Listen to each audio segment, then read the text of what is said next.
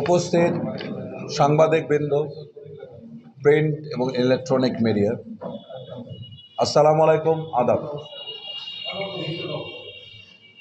আজকের এই সাংবাদিক সম্মেলন জনতার দলের পক্ষ থেকে এখানে দু একটা ঘটনা ঘটেছে, সেটা বিব্রত করার জন্য, আপনাদের সামনে তুলে ধরার জন্য আমরা হাজির হয়েছি।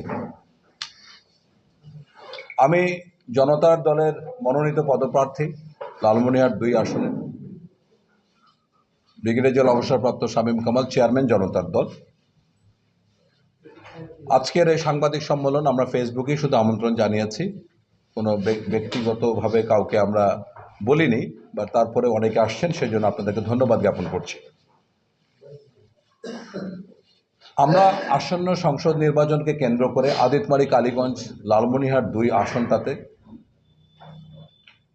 আমরা সম্প্রীতির সাথে একটা সুষ্ঠু, সুন্দর এবং আনন্দ ঘন পরিবেশে নির্বাচনটা সংগঠিত হোক, সেটাই চেয়েছিলাম। এ পর্যন্ত প্রশাসন আন্তরিকভাবে এরকম একটা পরিবেশ অক্ষুণ্ণ রাখতে বা বজায় রাখতে সক্ষম হয়েছেন বলে তাদেরকে আমরা সাধুবাদ জানাই। বিশেষ করে এখানে গত 16ই জানুয়ারি থেকে কোনো ধরনের মিথ্যা মামলায় গ্রেপ্তারি পরোয়ানা এগুলি হয়নি। সুতরাং সেদিক থেকে আমরা পুলিশ প্রশাসন এবং স্থানীয় প্রশাসনকে আমরা ধন্যবাদ জ্ঞাপন করছি। যে ঘটনার প্রেক্ষিতে আজকে সংবাদ সম্মেলন, এটা খুবই উদ্বেগজনক। আমরা প্রশাসনের কাছে জানিয়েছি, আমরা প্রশাসন কী পদক্ষেপ নেয় তার উপরে পরবর্তী কার্যক্রমে যাব। আমি এখন যে ঘটনা ঘটেছে সেটার লিখিত অংশ পাঠ করব।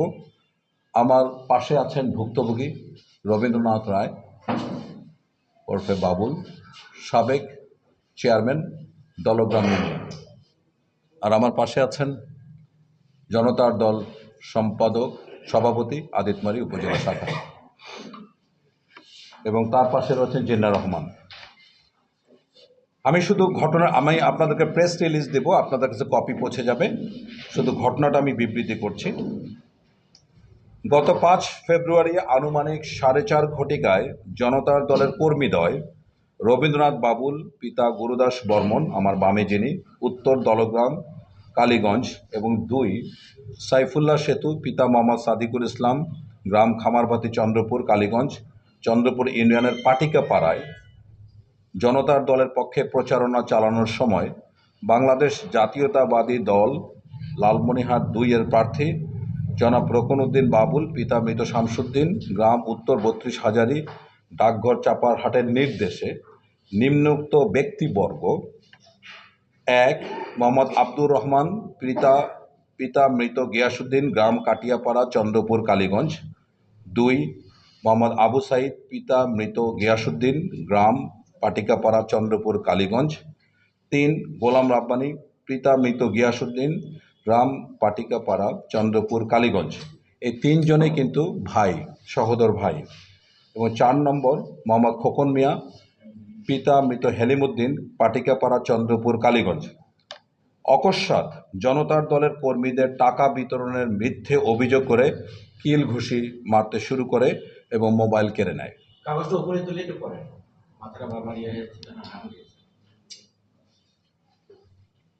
তারপরে তাদেরকে দীর্ঘ 2 ঘন্টা আটকে রাখে এবং আমার পাশে যে রবীন্দ্রনাথ বাবুল আছে তাকে তল্লাশি করে। অভিযোগ, সে জনতার দলের ভোট চেয়ে পাটিকা পাড়ায়, এটা একটা হিন্দু পাড়া, সেখানে এসে গিয়েছিল এবং সেখানে গিয়ে সে টাকা বিতরণ করছে জনতার দলের, এরকম অভিযোগ করে। তখন তাকে তল্লাশি করে তার পকেটে মাত্র 500 টাকা পায়। ইতোমধ্যে বিষয়টি নাটক সাজিয়ে সেখানে 2 জন মিথ্যা সাক্ষী রেডি করে দায়িত্বপ্রাপ্ত ম্যাজিস্ট্রেট কালীগঞ্জকে জানানো হয়। দায়িত্বপ্রাপ্ত ম্যাজিস্ট্রেট তখন পুলিশ এবং বিজিবিকে পাঠিয়ে তাকে উদ্ধার করে নিয়ে আসে। সেখানে 2 জন মিথ্যে সাক্ষী সাজানো হয়েছিল, তারাও হিন্দু সম্প্রদায়ের। তাদেরকে হুমকি দেওয়া হয়, যদি তারা এরূপ সাক্ষী প্রদান না করে তাহলে তারা এলাকায় থাকতে পারবে না। এই ভয়ে ভীত হয়ে 2 জন সাক্ষী প্রদান করে। দায়িত্বপ্রাপ্ত ম্যাজিস্ট্রেট 2 জন মিথ্যা সাক্ষীর উপর ভিত্তি করে জনাব রবীন্দ্রনাথ বাবুলকে ২,০০০ টাকা জরিমানা করেন। বিষয়টি দ্রুত সামাজিক যোগাযোগ মাধ্যম এবং ভিডিও ক্লিপ সহ ছড়িয়ে পড়ে, যা জনতার দলের জন্য অত্যন্ত মানহানিকর, মর্যাদাহানিকর। যার পকেটে মাত্র ৫০০ টাকা ছিল, সে কিভাবে ভোটের জন্য টাকা বিতরণ করবে তা বোধগম্য নয়। এবং সাক্ষীকে যখন বলা হয়, জিজ্ঞাসা করা হয় যে আপনাদেরকে কত টাকা দিতে চেয়েছে, বলে ৩০০ টাকা। কেন? পান খাওয়ার জন্য ভোটের পরে। একেবারে হাস্যকর, বানোয়াট, ইত্যাদি ইত্যাদি। উপরোক্ত বক্তব্যের প্রেক্ষিতে জনতার দল নিম্নোক্ত অভিযোগ উত্থাপন করে: অন্য দলের কর্মীর উপর হামলা করে প্রার্থীসহ উল্লেখিত কার্যক্রম সন্ত্রাসী কার্যক্রম, নির্বাচন আচরণবিধির চরম লঙ্ঘন। ১ নম্বর সন্ত্রাসী অর্থাৎ আব্দুর রহমান, তিনি একটি এমপিওভুক্ত প্রতিষ্ঠানে কর্মরত থাকা অবস্থায় কোনোভাবেই কোনো রাজনৈতিক দলের পক্ষে প্রচার করতে পারেন না। সেক্ষেত্রে সে অন্য দলের রাজনৈতিক কর্মীর উপরে হামলা করেছেন। এটা আইন করা আছে, কোনো এমপিওভুক্ত কোনো সরকারি প্রতিষ্ঠানের কোনো লোক সরাসরি রাজনৈতিক কর্মকাণ্ডে জড়িত থাকতে পারবেন না।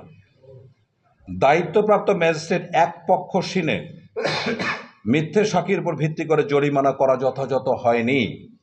এতে দায়িত্বপ্রাপ্ত ম্যাজিস্ট্রেট নিরপেক্ষতা হারিয়েছেন বলে জনতার দল মনে করে। ফেসবুক সহ নানাবিধ সামাজিক প্রচার মাধ্যমে বিষয়টি তৎক্ষণাৎ ছড়িয়ে পড়ে। এতে জনতার দলের ভাবমূর্তি ও মর্যাদা ভীষণভাবে ক্ষুণ্ণ হয়েছে। এই ঘটনার প্রেক্ষিতে লালমনিরহাট ২ আসনে আতঙ্ক ছড়িয়ে পড়েছে, নির্বাচনী পরিবেশ আতঙ্কগ্রস্ত হয়েছে।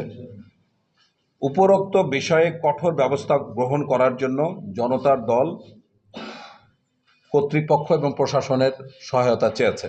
আমরা যথাযথ কর্তৃপক্ষের কাছে বিষয়টি অবহিত করেছি। আমরা এখন অপেক্ষা করছি প্রশাসন কি ব্যবস্থা নেয়। যদি প্রশাসনিক আমরা সদিচ্ছা না পারি, তাহলে মানহানি সহ অন্য বিচারিক কার্যক্রমে আমরা যেতে বাধ্য হব। জনতার দল এমন একটি দল, কোনো ১ টাকা কোনো অবৈধ উৎস থেকে টাকা গ্রহণ করেনি এবং কোনো ধরনের অবৈধ শক্তি একজনের জনভোগান্তি কোনো ধরনের কাজ অদ্যাবধি করেনি।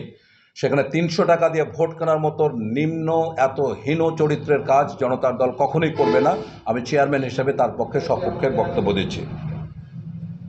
আমরা প্রশাসনকে এ ব্যাপারে চাচ্ছি খুব দ্রুত ব্যবস্থা নেওয়ার জন্য। এখানে বিষয়টা হলো, আপনারা অবশ্যই ভুক্তভোগীর কাছে গল্পটা শুনবেন।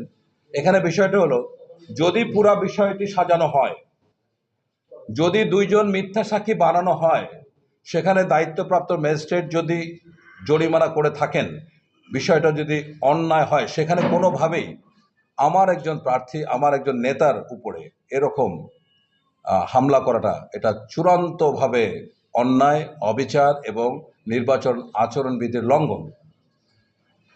যথাযথ যদি হয়ে থাকে, তাহলে আমি এখনও অনুরোধ করব প্রশাসনকে, এত বড় একটা ঘটনার জন্য টাকা বিতরণের জন্য দরকার হয় দলীয় চেয়ারম্যান বা প্রার্থীকে আপনারা জরিমানা করুন, যে কোনো শাস্তি আমরা মেনে নেব। কিন্তু যদি পুরোটাই সাজানো হয়ে থাকে, সেখানে যদি দায়িত্বপ্রাপ্ত ম্যাজিস্ট্রেট যদি উপরন্ত সুবিচার না করে, মানে যদি আমার যে ভুক্তভোগী নেতা এবং কর্মী তাকে পাল্টা জরিমানা করেন, তাহলে প্রশাসনের নিরপেক্ষতা এবং তাদের একপক্ষ অবলম্বন, মানে নিরপেক্ষতা নয়,